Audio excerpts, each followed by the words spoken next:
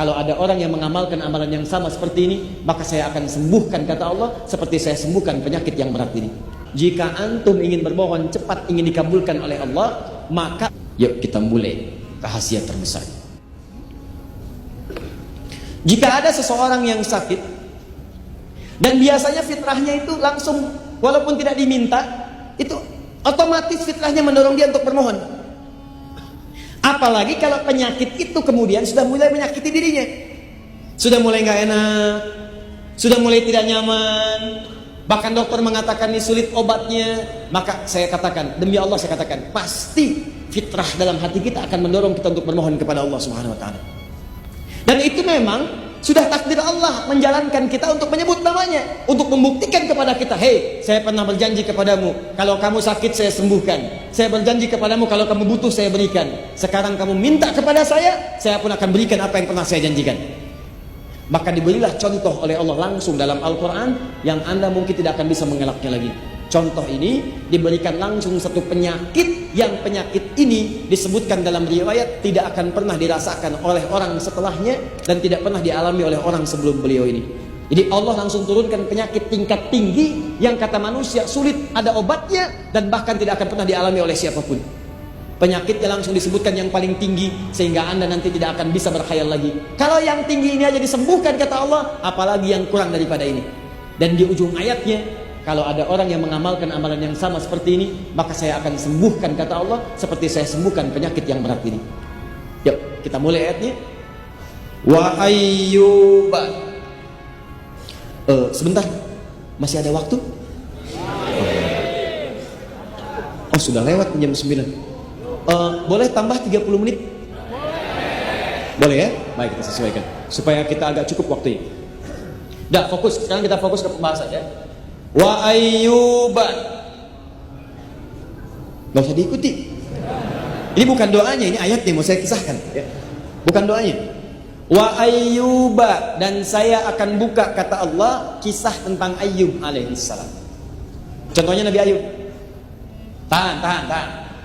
Biasanya dalam kaidah kalau ada kalimat pertama disebutkan dalam urutan bahasa Arab, baik dalam Al-Quran, dalam hadis atau yang lain, itu normalnya menggunakan dhammah u, disebut dengan mubtada. Al-masjidu kabirun, harakatnya u. Setiap kalimat di awal kata harakatnya menggunakan u.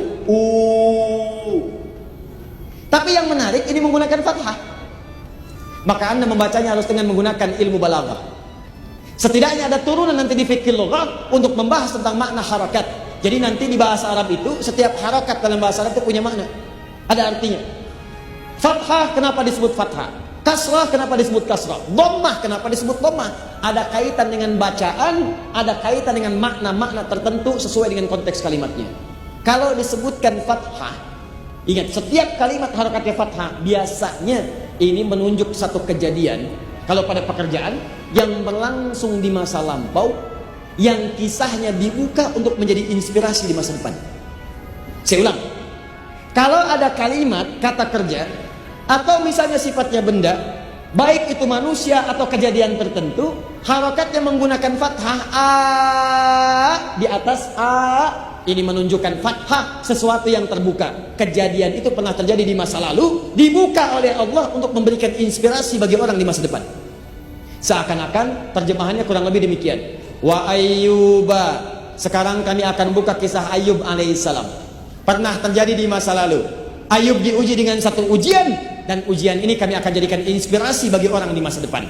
Kalau mereka mengamalkan seperti apa yang dikerjakan oleh Ayyub alaihissalam, maka kami pun akan berikan anugerah seperti Nabi Ayyub mendapatinya. Apa ujiannya? Teruskan ayatnya. Idnada rabbahu anni massaniyadurru wa anta arhamur rahimin. Yuk kita mulai rahasia terbesar. Saya hapus ini dulu. Yuk rahasia cepat. Anni massaniyadurru, ya Allah saya sakit. Jadi Nabi Ayyub itu di ayat ini dilukiskan diuji dengan penyakit. Pak, Bu, Nabi aja sakit. Masa kita yang bukan Nabi nggak mau sakit?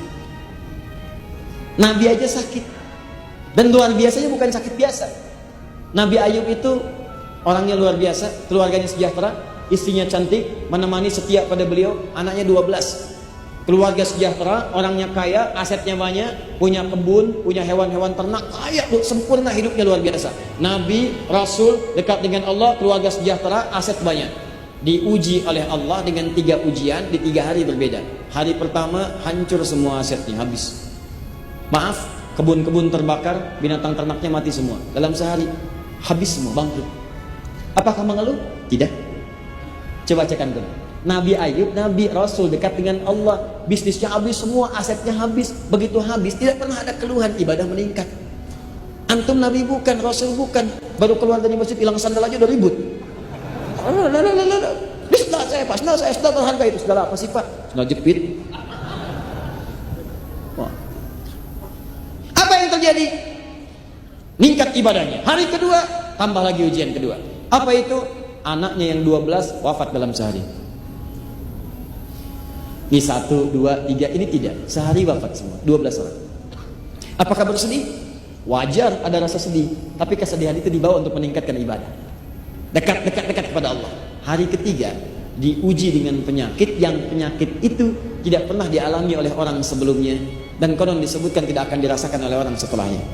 Singkatnya dijalani itu semua dengan penuh kesabaran. Yang paling menarik, tiba-tiba istrinya bertanya pada suaminya setelah sekian masa. Kalau bahasa kita, Papa kan Nabi, Papa Rasul, kenapa tidak mengangkat tangan bermohon berdoa kepada Allah, minta disembuhkan aja, tentu Allah akan kabulkan. Nah, ibu lihat sekarang apa jawab suaminya pada saat itu. Kata Nabi Ayub, bahasa kitanya, kita diuji dengan senang berapa lama? Kaya, nyaman, hidup sejahtera, sehat 20 tahun. Ada riwayat menyebutkan 70 tahun.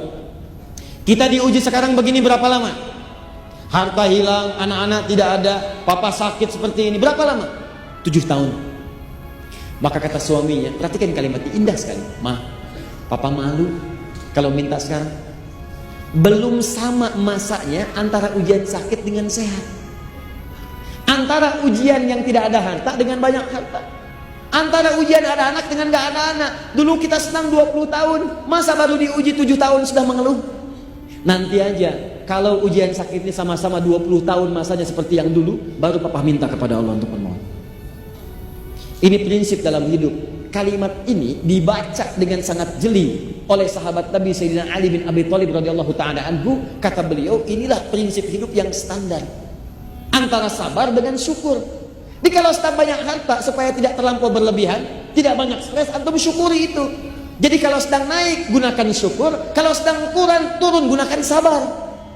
Kalau antum berada di tengah-tengah, nikmat hidupnya. Di begitu naik, tidak menjadi beban, santai, tidak banyak gelisah, gunakan kaidah syukur. Begitu sedang diuji, gunakan kaidah sabar. Kalau antum tempatkan di tengah-tengah, maka tidak ada bedanya antara ada dan tidak ada. Dua-duanya nikmat. Coba deh ibu dan bapak terapkan di rumah tangga aja, syukur dan sabar, itu enak. Pernah ada 2 orang berumah tangga di masa lalu, ini kisah nyata, salafus saleh. Rumah tangga, sering bercanda, candanya itu indah. Istrinya kepada Allah cantik, luar biasa cantik, jauh dari si antum sekarang. Wah. Suaminya biasa-biasa, jauh dari suami ibu sekarang.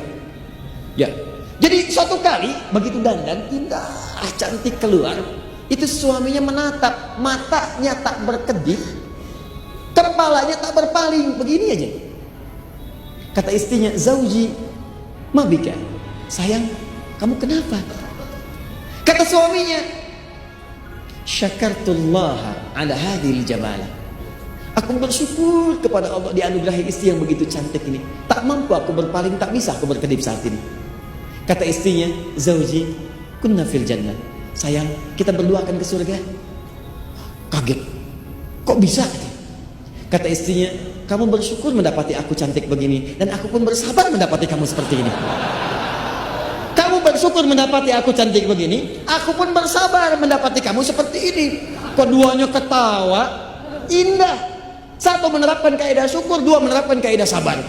Dan dua-duanya tertawa, gembira, walaupun memang nyelekit kata-katanya. Tapi gak ada pertentangan. Ya sama persis dengan kaidah ini. Nantilah setelah 20 tahun baru papa minta. Dianggap semua sama. Sakit dengan sehat, ujian. 1 syukur, 2 sabar. Kaya dengan biasa itu ujian. Kalau di atas kita syukur, kalau di bawah kita sabar, maka hidup seperti itu akan tenang. Tapi yang jadi masalah, penyakit itu mulai sudah mengganggu fisik sehingga tidak sempurna ibadah. Kunci pertama. Saya buka kuncinya. 1. Penyakit ini sudah mulai melukai fisik dan mengganggu kesempurnaan ibadah. Jadi yang menyerang itu bukan penyakit biasa lagi. Ke tangan sudah nggak sempurna gerak, ke kaki sudah melukai, ke kepala mulai terasa. Sehingga ketika akan ibadah, rasanya ini kurang sempurna ibadah ini. Dalam bahasa Arab, sesuatu yang sudah berpengaruh kepada fisik dan sifatnya sudah mulai terasa bahkan melukai, itu disebut dengan durrun namanya. Dur. Jamaknya disebut dengan darra. Kalau biasa-biasa memang menimpa, teralami, tapi kita masih merasakan biasa. Salat lancar, aktivitas nyaman, pusing dikit-dikit, keseleo yang tidak banyak pengaruh, maka orang Arab mengatakan ba'sun, jamaknya ba'sa. Ba's. Mau datang ke kajian hujan rintik-rintik, bisa Anda lewati, gampang ini. Kena juga nggak apa-apa, nggak terlampau basah. Lewat. Kata orang, hujan nazil matar. Kata antum, la ba's. Orang Arab mengatakan la ba'sa, nggak ada masalah, ringan. Orang Indonesia nggak usah panjang-panjang, labas. La ba'sa, labas, lewat. Masuk. Nah biasanya kalau orang masih standar-standar, jarang-jarang berangkat, baru pertama kali diuji dulu begini. Allah nggak akan langsung naikkan pada tingkat tinggi, sehingga dengan demikian nanti ada tahapan-tahapan mengalami ujian. Begitu antum lulus, hebat. Kalau kurang lulus, diuji lagi supaya mantap. Papa mah mau berangkat ke pengajian, bagus. Begitu mau berangkat, hujan. Hujannya rintik-rintik. Bang nggak jadi ya hujan. Tapi kan ada payung pak. Takut teriak. Oh, bilang aja nggak mau kan? Dibahas. Hujan deras, kencang. Sudah mulai membuat tubuh kita basah. Kadang-kadang ada petir. Sudah mulai membuat keadaan kita sudah tidak kondusif. Basah, keadaan sudah menimpa fisik. Kadang-kadang datang membawa penyakit. Kalau sudah berpengaruh kepada fisik dan bahkan melukai, itu disebut dengan durun namanya ini. Penyakit Nabi Ayub pada saat itu sudah mulai kemudian menyakiti tubuhnya, sehingga beliau mengatakan, awas lihat kalimatnya, Ani massaniyad durru. Massa itu artinya sesuatu yang sudah menyentuh secara total.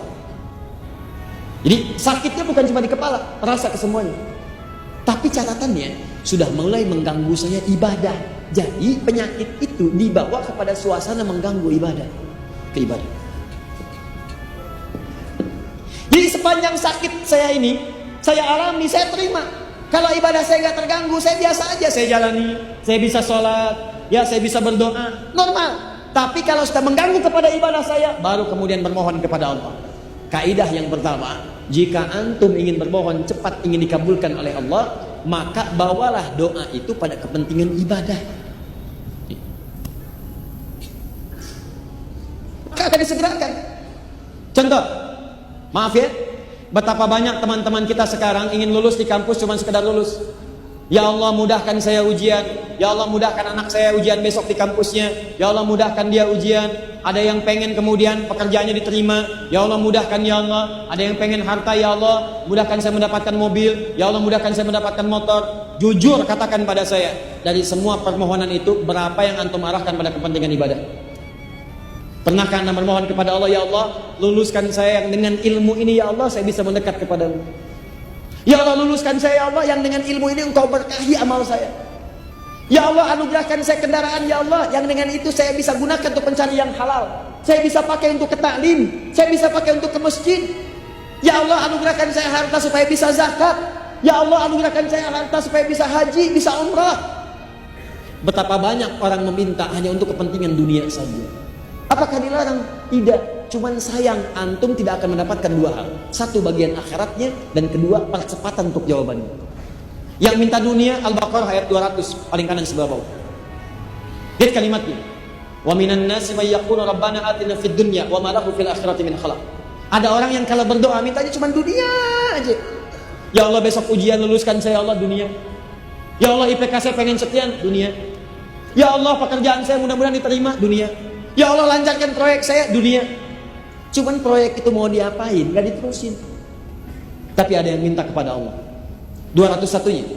Rabbana wa minhum may yaqulu rabbana atina fid dunya hasanah wa fil akhirati hasanah wa qina adzabannar. Ini yang disanjung langsung oleh Al-Qur'an. Perhatikan kalimatnya, ya Allah, saya mohon berikan kebaikan untuk dunia saya dalam pekerjaan ini dan jadikan dia punya nilai akhirat. Jika antum minta, ya Allah, mudahkan saya mendapatkan pekerjaan yang mendapatkan halal menurut pandanganmu dan memudahkan saya ke surga, ya Allah. Begitu antum panjatkan, ulaika lahum nasibum mimma kasabu. Kata Allah, orang-orang ini akan mendapatkan bagian sesuai dengan permohonannya. Begitu antum mohonkan demi kepentingan ibadah, maka apa jawabannya? Allah akan percepat jawabannya. Nanti kita lihat ayat 84. Jadi pertama, kaidah doa itu, kalau bermohon kepada Allah, jangan cukupkan dengan dunia, tapi arahkan kepada kepentingan ibadah.